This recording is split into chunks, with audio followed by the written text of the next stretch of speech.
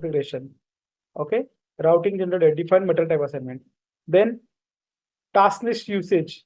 Okay, so what are the different types task list usage are there? Okay. Okay, generate data, task list usage. Here you can see you can have production routing, maintenance routing, 3, 4, 5. Whenever we are going to create a routing, suppose if you go over here, after B144, okay, okay, create.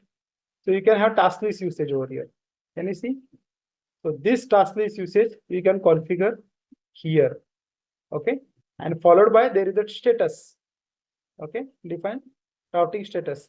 What is status? It is just in created phase. This routing is released for only for order. It is released for costing. It is released for general, released for costing, general, and overall all kind of uses. This routing is released. So you can use release general. So these are the status here which you update status, right? So these are the status.